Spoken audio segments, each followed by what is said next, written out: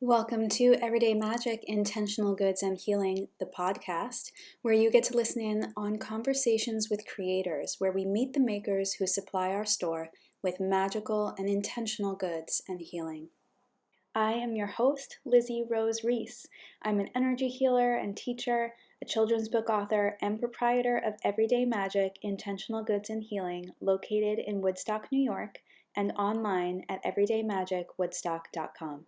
In today's episode 4, I'm speaking with Nixa de Bellis, a yoga instructor, a wellness advocate, and we talk about essential oils, our personal practice, and we feel like we could talk to each other forever. So this may just be part 1. I hope you enjoy. Hey Nixa, welcome. Hi Lizzie. So Nixa is a natural medicine practitioner, a plant and wellness advocate, and what else? I mean, you make a couple of products we carry in the store, our Tree Mist and Magic Mist and the Self-Love Trust Worth Roller. But I know that there's a lot more to you than essential oil alchemist.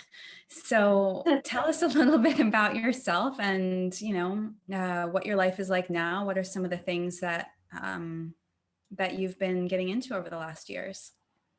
Yeah, thank you.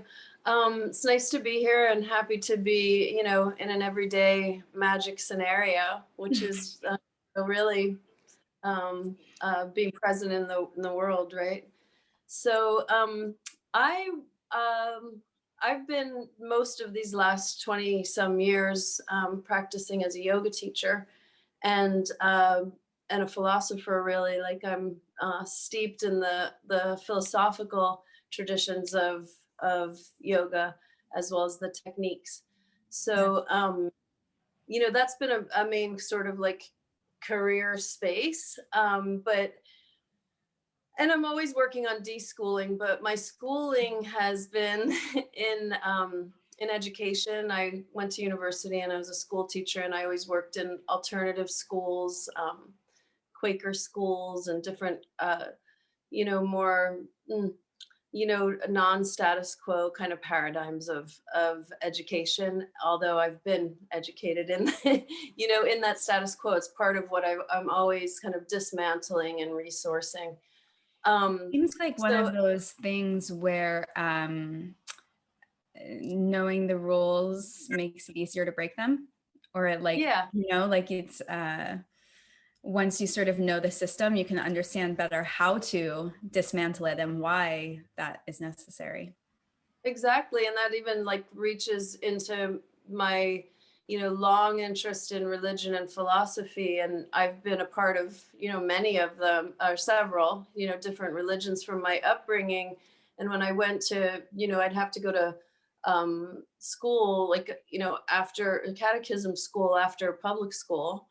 And I always was an inquiring mind. Like I always asked the questions that would like stump the leaders and but I was really interested, and I was, raised in a religious practice, a discipline of consistent, approach. And, so then going to university and studying education, I was like, as soon as I left, my parents' house, I got into herbalism, plant medicine, Eastern traditions, Wiccan traditions, which I still practice today.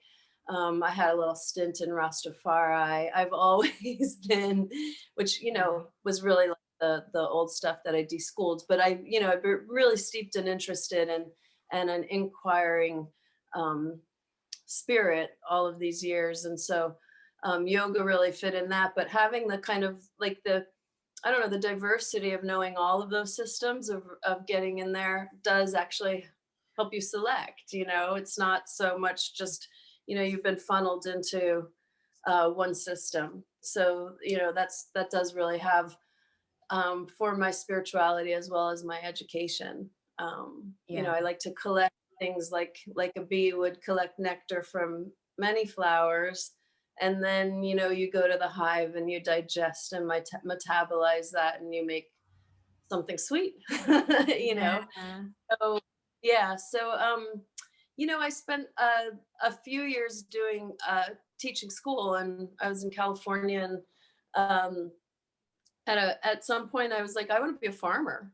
I've always drawn, like, I wanted to go to horticulture school, and my mom wouldn't let me because she said I had to go to college, and that was like really important to her. So I wanted to go to like Votech and have a greenhouse, and Mm-hmm. I as a teenager, so didn't do that. And so my job as a school teacher, and I became a farmer in Southern California on a piece of land that was amazing. And we developed edible flowers when that was not even a thing yet, and all sorts of really fun and enriching experience with plants and the land and natural medicine, which you know uh, also an upbringing that I had to de-school myself from. Like, I was taken to the doctor all the time when I was a kid, and by the time I was 17, when I left home, I had already had like 6 surgeries, Oh, wow. um and I really haven't had any since then. Yeah. Like, so it was, definitely propelled me into the natural world of healing. So um I think in university I had I had like a bout of colitis, Mm, unabashed. And I went to the school nurse, and they scheduled me. I was at Temple University, so they had a hospital there. They uh-huh. scheduled me for surgery like on Tuesday. This was a Friday, and I was just like, no, wait, there has got to be another way. I had all these like hippie friends that were a little older than me. I thought they were ancient. They were like 25, Mhm. and they and they someone sent me to this naturopath who is an herbalist. He's since passed, Wayne Diamond. He remains my mentor. He came to me just the other day. I was Mm. having a couple with him. um, but I went to him and learned an enormous amount about nature's ways of healing something in the gut. I mean, there's an enormous array where you can go to before you go to get cut, and you Yeah. know anesthesia, all this kind of stuff. So I learned a lot from him and continued. After the farm, I ended up, for all the reasons of love and all that, kind of joyful exuberance, I moved to New York City, which was something like I would just be like unheard of for me. I had been living on the coast of California. I took Michael Tierra's East West School of Herbology course. So I was, farming and working with plants and in that sort of medicinal way, and moved to New York City. So after like a little time, just like hanging out at the yoga studio and doing my karma yoga and practicing, I went to the Aveda Institute and got a license in skincare and spa therapies. So, Mm. if you know anything about that company, it's definitely centered on aromatics. Like, their products are like, whether your hair is like works or not, it smells really good. Like it, Yes. so I learned a lot about aromatics and aromatherapy there. Yes. Um, The the first rosemary time. mint shampoo, right? That's like I worked at Oh, salons for a long time and always really? Aveda salons. And Oh, yeah. I didn't know that. Yeah. Okay, so we have a little sister roots Yep. source there. Yeah, it's aromatics are just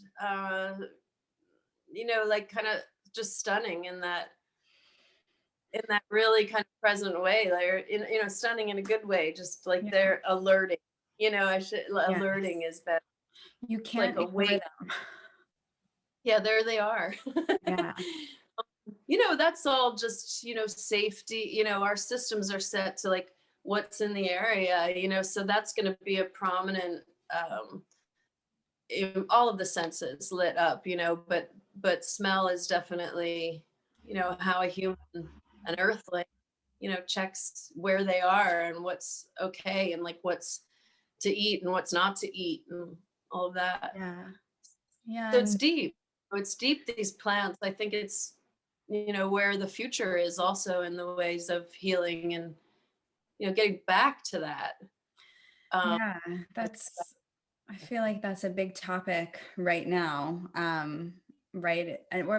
I'll just say in my awareness, in my life, it's a big topic right now. And I'm constantly thinking about the idea of balance. And like you were talking about getting colitis, and the immediate response was have surgery, get cut, have anesthesia, all these other things that further bring you out of balance. Now you can recover from those things, you can come back into balance. But what if you could just create a better sense of balance to begin with instead of creating more things to have to recover from? Exactly. I was a young person freshly out of, my home nest and starting out probably over the schoolwork and everything at university. I was in a city and, I'm sure that I was eating inexpensive food, Right. cafeteria food. I had a meal plan. There were so many other things to address of like why my gut was sore and tender. Like so anyway, that person I mentioned before, he really helped me, and he did for I think I was with him 20 some years before he passed away. And Wow. you know that was also a very holistic, because as well naturopath, herbalist, and psychotherapist he was. So it was like I was really schooled and brought up by him then thereafter in this holistic kind of way. What a gift. Yeah. Yeah, what a Yeah. gift that is to have had that mentorship. Yeah. And it's really true. Like he's still available. Yeah. I got it's a funny little anecdote, kind of a little sideline, but the other day I have another teacher I studied with for a really long time, and in yoga philosophy, and super smart, like really kind of heady intellectual studies. And I got this link from him about like blog posts that would be all these kinds of archived teachings. And I clicked on the link from this person who's living, and I went to a blog of the person who's passed. It didn't take me to the intellectual heady stuff. It took me to this person who's in the ether. And I reviewed, and then I went and I read through these blogs, and I read things that I said, to like we were in conversation. And I just thought that was really cool how it's kind of magic, right? Everyday magic, that on a link for an intellectual, like highly cognitive, like very, and it just like that wasn't meant for me that day. I was in it and well educated, and I thank him very much. But that day I needed the whole, and like a little less focused, more awareness. In yoga we have a kind of a consciousness, right, that is attention and focus, and one that's awareness and fluency. Like so a solution to a problem perhaps, or just a radar kind of experience of the bigger scene. And so things I think that when we we like soften a little bit and receive those, we can get the messages listening, respectfully. Absolutely. Yeah. I love those little miracles. Yeah. So I do, I have this my education as a teacher and my long years as a teacher. So I do really feel like I am an educator. And and with all of the experiences of the plants and everything, I really do want to, in my present and future, really help to shift the paradigm of healthcare in this country, but really the world, because we're all earthlings. There's, that is why we have these 5 senses, or maybe 6 with insight included. Like that's why we are built and wired. And There's less difference when you have that view than, the kind of I don't know, just sort of lines of separation that are drawn between peoples and Yeah. animals and plants. Yeah. And I like really be earthling first and foremost, Yeah. so I'm curious. So now, like the products that you have in the store, they're essential oil products. And so I'm curious to know how you came to work with essential oils or sort of how they fit into your medicinal practice. If there are any sort of favorite stories that you have about how they have worked or, had an effect on you or others in your life, just to yeah. hear a little bit about Yeah. that experience. Well, the first time I saw essential oils, like these strange little tiny bottles that were brown, and a lot of them had safety caps, and Yeah. I had no idea. I mean, this is back very many years, but I just thought that they were just I was completely enigmatic. I just really didn't know how you might use something like that and why it was so strong. When I'd smell one, like, whoa, they're really potent. They're like there's something. And so I didn't, for a long time, I just like thought they were strange and didn't know much about them. I like I mentioned, I studied herbalism, which is something that uses the whole plant. And Yeah. so I really came to be more educated through my work with the Veda and my training there.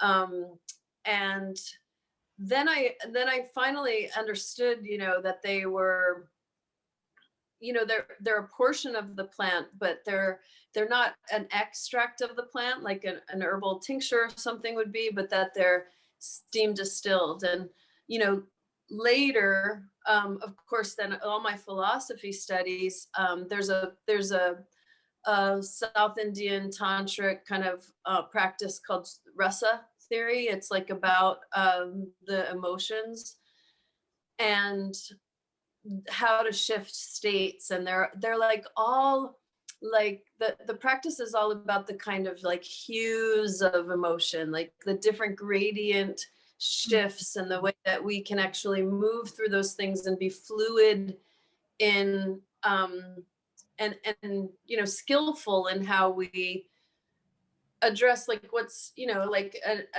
emotion that's even like something so-called negative or that you don't want to like stay in, and how to move and shift. And that made me connect this kind of like emotional life with these plants and the aromas, because the aromas and their kind of subtle difference in flavor reminded me of this rasa practice, and kind of layered on, if you will, like how this kind of inhalation of an aromatic substance, plant substance, moves into the brain and the nerves and does like deeply. There's so much research. It's not, there's not an argument about it. Affects mood and mind.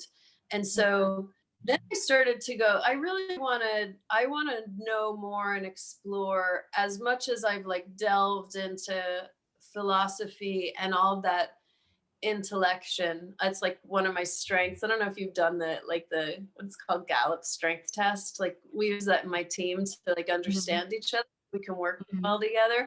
But like my top strength is intellection, and then it's archiving, and then it's like learner. It's all really heady. So I realized that these plants could get me out of swimming in my head as much, and like cascade a little bit of that pool Yeah. into the big pool of the heart.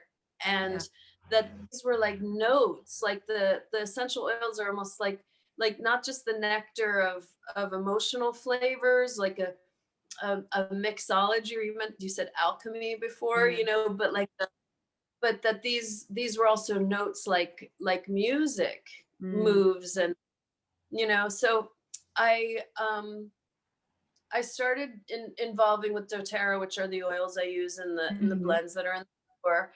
And I've been further and supremely educated there. And, these oils are steam distilled. So what happens when you steam distill a plant? You need a lot of material. I think there's like 50 pounds of roses in like a drop of rose oil, which is super Mm, present, precious, because the frequency of rose is like the highest vibrational frequency yeah. amongst, like, really high. So it's, anyway, you steam distill this essence, and what you get in, like, in the learning mind that I love.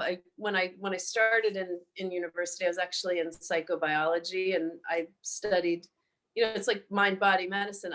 I've always been trying, and then I got convinced to go into teaching, and then then I Huh? went to the farm. Psychobiology. I just always gone back to the plants. Like, it's my deepest desire. And the Akashic records tell me, like, all sorts of reasons for that. But Yeah, yeah. so I got into this learning, and getting a little bit more serious, though, about what these molecular structures and everything are, and why, the lipid soluble small molecules, and how that, because they're distilled, they are cellular medicine, because they're small, tiny little particles, and they're lipid soluble. They can go through 5 dermal layers of skin, which I learned all about in, Mm-hmm. skincare. And, they can enter the cell membrane wall, which, is something that water-based medicine can't. So Uh-huh. it this is a cellular quantum kind of medicine. And that's why, uh, you know also, what the ancient yogis were doing in meditation, and exploring consciousness, but is the quantum field. So it's all, all of everything that I've ever done to school has always landed me in, like, okay, now de-school, Mm-hmm. so that you can just receive these essences and, like, absorb them. They can go through the blood brain barrier. So that's also, choose very pure oils when you're choosing. And Yeah. Lizzie's got pure, good, precious stuff in the store. And it's definitely a deep of absorbing. So there's then that kind of experiential receptivity, and everything that I feel, everything that I've studied, you know Yeah.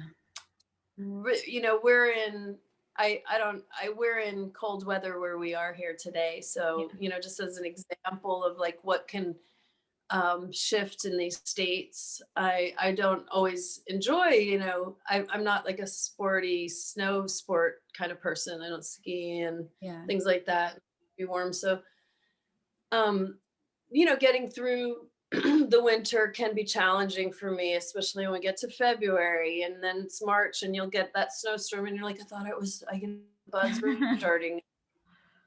Uh-huh. So I morning got clementine oil. Okay, so we got disconnected for a minute there. So I want to go back. You were talking about using clementine, and I'll just say I don't have clementine here, but I'm a big fan of wild orange, and I always use orange as a mood lifter. And Yeah, I'm immediate, right?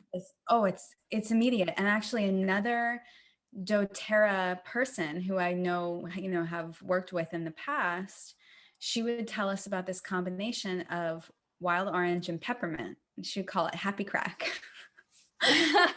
A drop of wild orange, a drop of peppermint, and it's Mhm. like It's totally, immediately you're not alive only, and you're happy. but it's out. Yeah. You're, like, no longer in a little cave of shivering and trying to, you uh, stay protected. You're up and out, so it can Yeah. really, like, make a day super And so blessed. you were FADM. making blends in the diffuser. I like to diffuse all the time. Um, and you'll just sort of craft a blend for what you're needing that day. Yeah, so I do, I study also, like, with there's a woman named Tiffany Carroll who I study something called aroma point with. So Mhm. there's there she uses like the acupressure points or acupuncture points, but we don't, without needles, we Mhm. press a little bit on, like, the pericardium point on the wrist or something, Mhm. and add oils. So, there's always, there's always, when you are being educated in like a vast array of, I mean, there's so many plants in herbalism. There's less in essential oils because not every plant produces aromatic oils that would make an essential oil. So there's less, but maybe 17,000 that we currently have to choose from that we can. There's a lot of plants. So you don't have to like learn everything and then, like, be this kind of encyclopedia, because there are people, places, and books, and you know um I'm always available as like a reference or counsel. And as well, we can just we can we can learn the things that are really important. So if we have particular wellness concerns or um, conditions or situations that we want to shift and move, like we're able to shift our position or our mind, like, so we can learn maybe two handfuls of oils or plants that are particular to our needs and use them for a while, and they become our friends. And I found in just studying plants and herbs that when they're important to you or when they're related to your condition or a loved one, like I use oils like with my mom, and situations that she's dealing with, like those are going to be kind of indelibly marked in your being, in your code. There's certain plants that they're all our allies as earthlings, but there's some plants that are we have relationships with. They're not um non-sentient entities. They're Right. sentient, as we, everything that's coming up with mycelium networks and the trees and how Yeah. that influences everything. And even if we're like plant or animal eaters or something, like those animals ate plants, like Yeah. where this is in our system. It's not something foreign that it has to learn. So I learn, the ones that are important to me and my Yeah. fam, and those become, second nature. Like Yeah. eventually it's just like that's your friend. And Yeah. you know we have sisterhood and partnerships and ways to check in with each other, almost, like in the yoga system, we call it kalyana mitra, or like, spiritual friends. Like we have that kind of um kindom Yeah. uh happening. And as practitioners and healers, we have counsel with amongst each other. And for people who, for people that don't, who were like me when looking at those little bottles, like what what are they, like what would you do with them, how do you Mhm. use them, like I would just suggest, like um what do you like take a sensory journey. Also, like something I learned, like the things that you like, wild orange and peppermint, like yes, Yeah. that is often something that, when your whole being says yes to an aroma, that's like, you can feel good with it. And I would just say dilute, dilute, dilute. Yeah. Yeah. Yeah. Diluting is important, like, so the blend. So I have a roller blend in Everyday Magic right now that's made with fennel and cardamom and green mandarin and pink pepper, and it's such a lovely aromatic, flowery, and a little bit spicy. The reason for making blends is that a lot of times the plants work synergistically with one another as well. How to Mhm. choose is both in using the intellect of knowing about the properties of the plant, but also intuiting, like when you just take that inhalation and you say yes or no. Like Yeah. oftentimes, you know, oftentimes a lot of the aromas my body says yes to. I say yes, but there's some like, it's weird, like chamomile. I don't like it. I mean, I smell that and I'm like, no, like I don't. Yeah. I turn to something else. So there's partly intuition, and the diluting and the making of blends, like putting these precious little oils, like they come in little brown bottles because you only need their bottles are small because you only need a little, and they're brown glass so that sunlight can't deteriorate their qualities. And they're sometimes they don't always have like a safety cap, but the cap is, you don't want air to get in there. Safety caps so kids can't drink the whole bottle because they are, potent. Yeah. um, but the diluting of these little precious things that come to the house, and in these little tiny cute bottles, when you have like a set of them, that looks like a little jewelry box. Like they are really like gems or notes, like an Yeah. organ of music, a jewelry box of gems. And we blend them and dilute them. Diluting, I can't even emphasize enough. If but one, it's going to save money. If you think, oh my gosh, that little bottle of oil is $20, like it's a lot. Like, well, the drops are expanded when you put them in an oil, and you don't often Mhm. need more than like a sixth of a drop or something like that. So, Yeah. we put them in a carrier oil to dilute them for safety, so that they're not too strong or like abrasive on. Mostly the skin can get sensitive to if something's undiluted. But the carrier oils help you, they save money, but there's also a better transport into the system with a carrier. Mhm. They're in these dark bottles because like if you open it, it can just like evaporate and just they call it like flash off in perfumery, like that flash off. And it's like, Mhm. when it can just like go away. So when it's in the carrier oil, it's like held in a Mhm. little vehicle that can take it. It carries it like it's in a little basket that can go Yeah. into your skin and into your blood and into your nerves and your cells. And So carrier oils, like I know in doTERRA they use a lot fractionated coconut oil, but you could use, if you were doing this at home, you could use coconut oil, you could use olive oil, you can use really any oil that is clean and safe, and use that as your carrier oil. Is that yeah, true? so some of the oils, like fractionated coconut oil, has had the fat removed from it so that it doesn't get hard when it's cool, because coconut will often get into like a Yeah. kind of cocoa state. So that's why they fractionate it. And also they take out the aromatic um, Element. coconut smell. Yeah. So using fractionated coconut oil, it's got the delivery system, but it doesn't make your clementine oil smell like coconut clementine, Right. right? So that is like that. But the other oils, like being in skincare, organic jojoba oil, Hmm. it's the most for skin and especially face.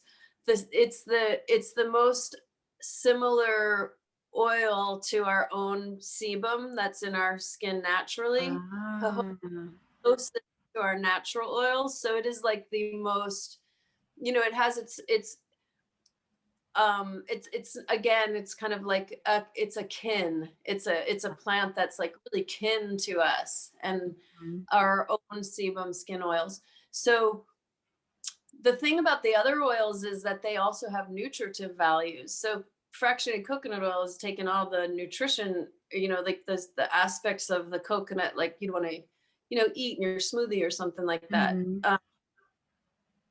So the other oils, like using olive, I know that's really good for skin also, Mhm. and um, and carrot seed oil Mhm. is a really good one. I've often Um, used like apricot seed oil, almond oil, jojoba oil.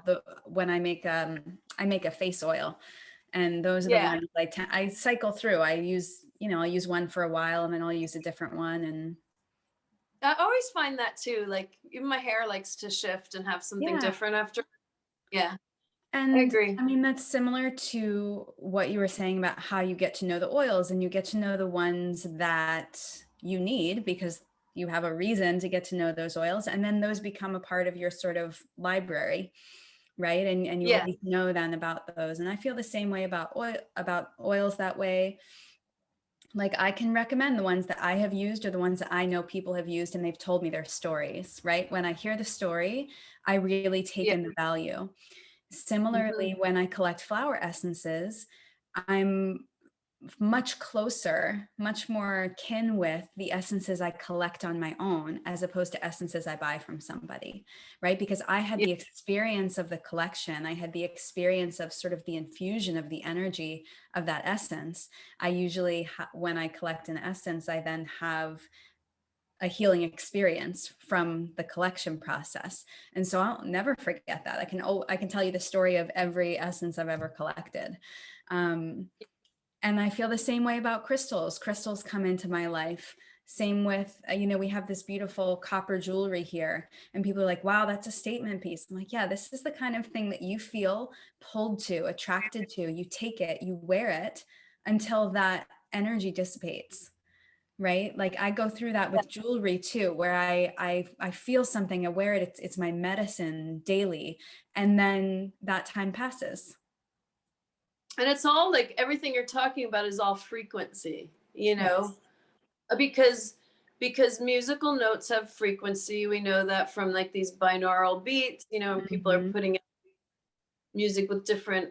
I don't know a lot about this, but I know they label like a number and the megahertz, Yeah. the hertz of the sounds, Yeah. Well, this also why and we it go through phases with music, right? You listen to it, it yeah, works on you, and you move on yeah, and you're into something yeah. else. And you have the ones you always come back to. I've got the artists and the songs I always return to, but I take time off and I have other kinds of musical infusions. Yeah, and water too, because part of the water that's in the mists that are in your store, the tree mist and the magic mist is vetiver. It's Yeah. mm, Hmm. I know. sought after my heart, sought Yeah. after my heart. And Yeah. the mists, I use water that I get out of the ground of the hill from my home here. And I live on a ridge called Shawangunk, and it's made of crystal, of quartz crystal. Like you don't often see, you're not like on the ground, you don't see like a big, gem with the point and clarity, but in this like pink and white rock, it's crystal, it's quartz, there's like little shiny gems. And Mhm. so the water comes out of the mountain at a neighbor's property there, and they just like open it up and let people have water. Like it's just coming up out of the ground in Mm. total abundance. I'm so sorry for the people who are in drought and fire. I apologize, but we have lots of water. I The Yeah. snow is 2 feet deep right now, feeding the ground and all these plants. But yeah, that water has the frequency of quartz crystal. So like the gems have frequency, the musical notes have frequency, the plants that we work with and go relate to outside of frequency. And Yeah. you know many of the oils that are coming from all over the world, like, and but and in particular, like they're coming when they're doTERRA oils, because some oils are purchased from from a farm or from a I don't know, a wholesaler or something like that. Mhm. But these are grown in places where the plant is like indigenous, and that Right. That's that has an additional frequency than like lavender that was planted in, I don't know, so just some midwestern state or something. They planted a right. farm of lavender is different than the lavender from Provence in France. It's different, Yeah. in frequency, in these subtle ways and these Yeah. quantum ways that we're dealing with. um yeah, Yeah. I yeah. It's So special. the frequency, I think, is where I think, again, I said the future is plants, but it's because they're real live vibrating particles, that our bodies understand because we're running a frequency. Yeah. Yeah. Yes. Yes. Plant and yes, all the things. And we are starting to run low on time. So I want to, even though I could talk about this forever with you, I'm going to ask you a couple questions. I want to know, what inspires you and what challenges you?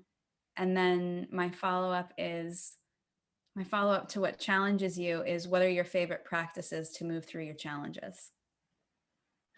Well, what inspires me is nature, 100%. It's a recent sort of mantra or motto, really probably more of a motto, Yeah. is to ask myself when I'm challenged, and I'm challenged by social media, I'm challenged by the patriarchy, I'm challenged by the status quo. I come up against these sorts of things sometimes in, a kind of a struggle Yeah. type of feeling. And so what I do when I'm particularly feeling stuck or confronted with that challenge is I ask myself, what would be best for nature?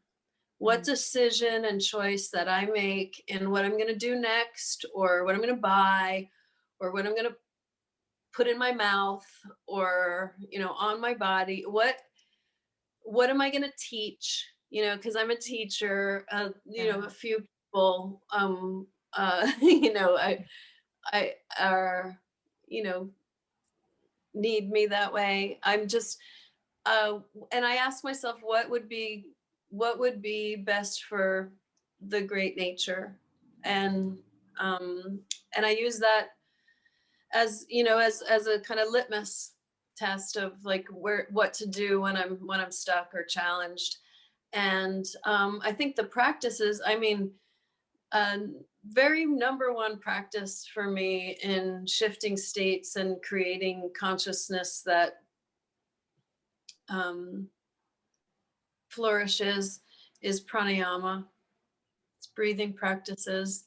I Yeah. do a lot of them, kriyas, and it sets a particular environment, I think, that opens opens up space to make those decisions for nature. I want to make every single decision and choice in my life for what is best for nature, not my own individual self, which it'll turn into anyway because I'm nature, but Mm-hmm. the but to go with that as my sort of headlight, It's very well, it's very grounding and centering and inspiring to me. I mean, when you say that, my whole body just goes, oh yeah, that's right. That feels right.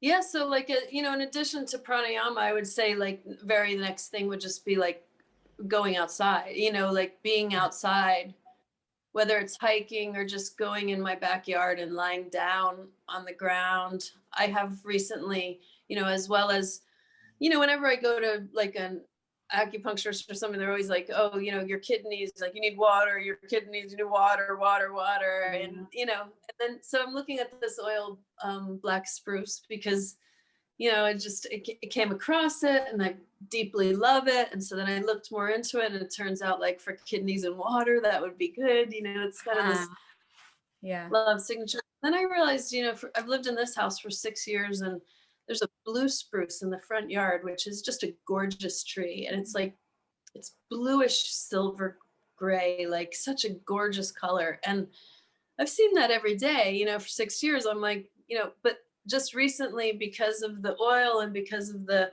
instruction from some of my practitioners that I go to for counsel, I started to go outside like every day and touch that tree and lean against the tree and talk to the tree. I realized for the first time in all these years, the tree is like leaving off little, the tears, like, you know, you get like copal resin or frankincense resin or something like that. It has little resins, and I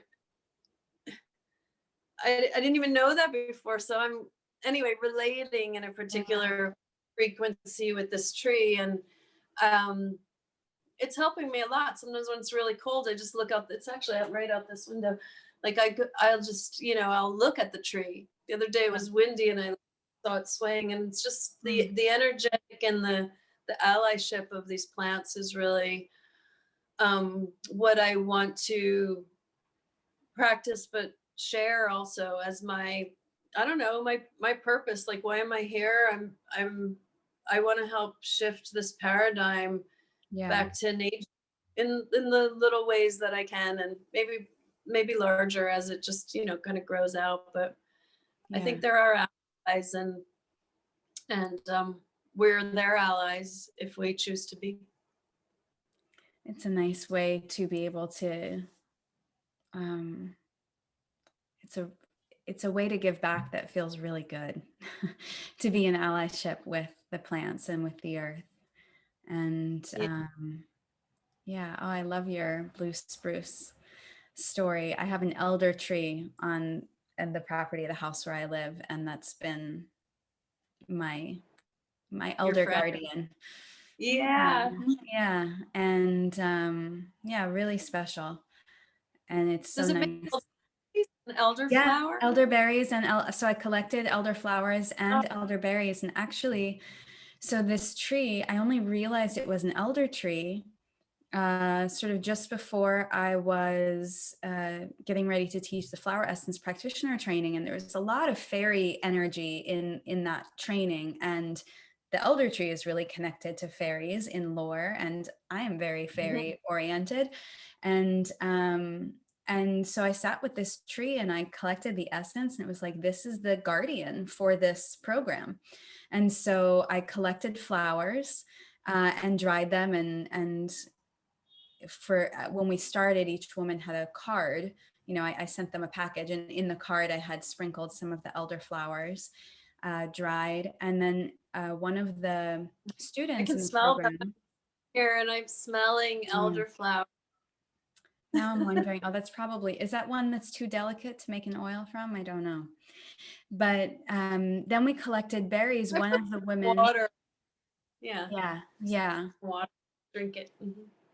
One of the women in the training plant dyes fabric. And so she came and we collected the berries, and she dyed raw silk with the elderberries from the tree. And each person got like an altar cloth from that piece of silk.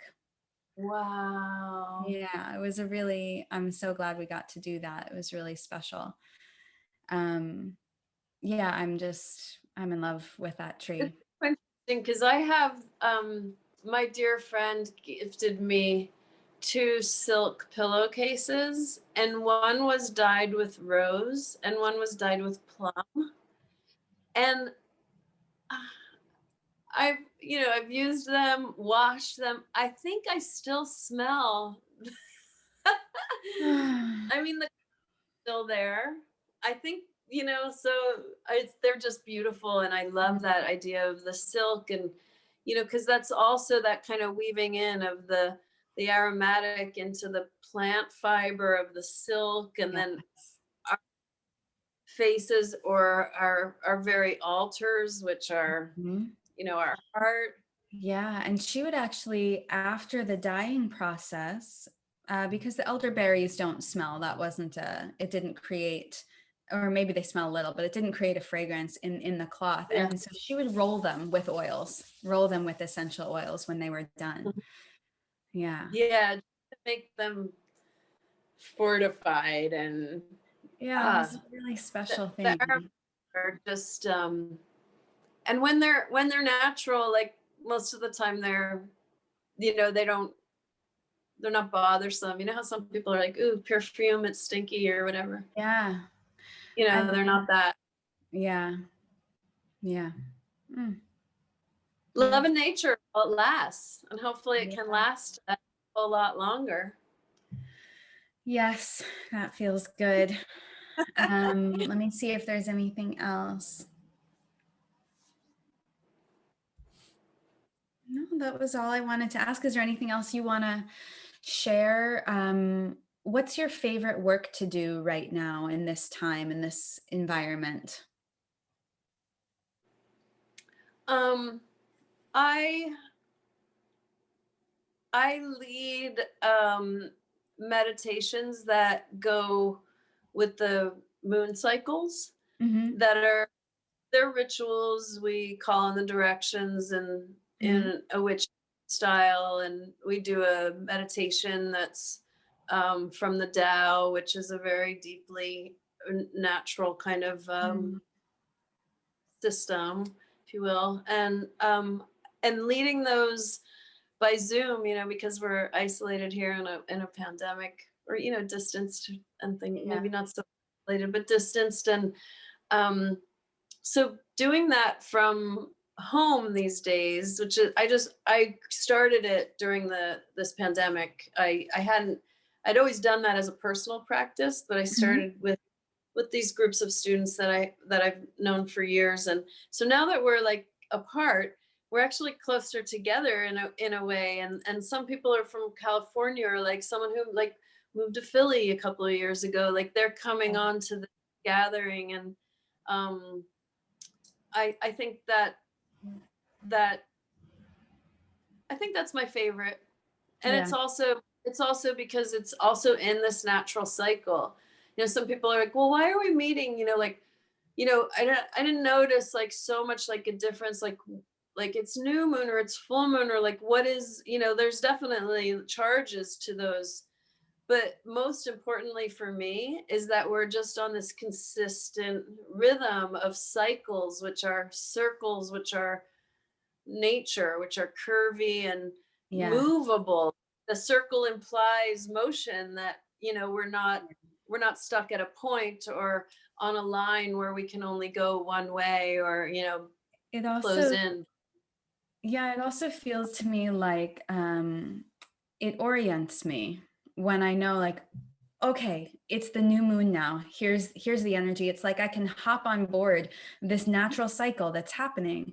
And you know what? Life is a Yeah, lot easier when you're on board with the natural cycle that's happening than when you're trying to figure out where you are and what's going on and making your own way and your own cycle. It's like let's learn from this constant, right? yeah, Or this consistency that happens with the moon cycle. And I always, when I teach about the moon, I always say, you don't look up at the new moon and get mad at it because it's not full, right? And right. why do we do that to ourselves? We think we should be in Uh, another place when we are where we are.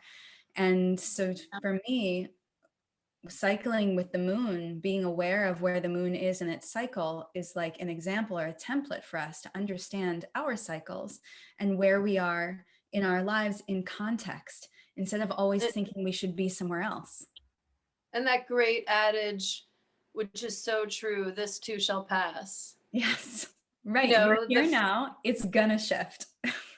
the basic recursive cycle is, it will shift. And that's also and I suppose, like, I just realized it, I suppose that's also why the moon circles are my favorite um teaching right now, because that does, like, this is gonna pass, like, the Yeah. situation the whole planet's in, it'll change and Yeah. shift, and it's gonna sort of like ratchet around, and And it is, right? In and every move. moment we're moving on that cycle. We're moving on that cycle. Yeah. Oh. And the plants are great wisdom allies. Like, they've done this, like this tree side in my yard, like, I'm estimating, because they're from some from Colorado, so it was planted here, Mm-hmm. this spruce, and it's like 75 feet tall, and my house is 1940, so I'm like, I think this tree is probably 85 or 90 years old. and Wow. I and I did my intellecting Yeah. research, and I found out the tree could be 300 to 600 years old. Like, that's how long they live. Wow. 300 to 100, like give or take. Oh, But trees have always been my favorite. They're just so amazing. I mean, they weather storms and generations and generations. And I'm like, God, the redwoods, just eons. They've been You know, for eons growing one tree. I Like, know. And just yeah.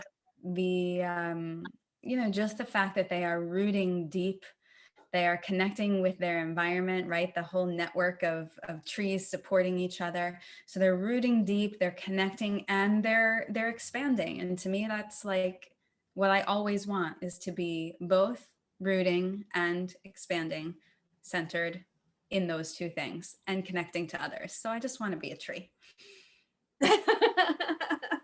And so you are. Yes. Well, thank you so much. This has been such a pleasure. And I feel like there are probably more episodes to come. Yeah, Because I want to talk about all the things. I want to talk about soul collage and pranayama and, all of the things. So we'll have to have you back soon. yeah, all beautiful ways to flourish, grow and flourish. Yeah. Oh, well, thank you so much. And we'll see you back here very soon. And in the show notes, I'll put your website and any information about where we can find you. All right. Yeah, come ask questions. Let's have more conversations, and I'll see you at the shop too. I love stopping by there and seeing you in the flesh too. Yeah, me too. Thank you for having me. Thank It's you been so fun. much.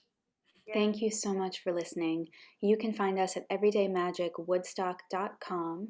You can find show notes at everydaymagicwoodstock.com/podcast. And you can visit us in person in Woodstock, New York next time you visit. Just find our address on the website. Have a wonderful, beautiful, magical day. May it be filled with all of your intentions.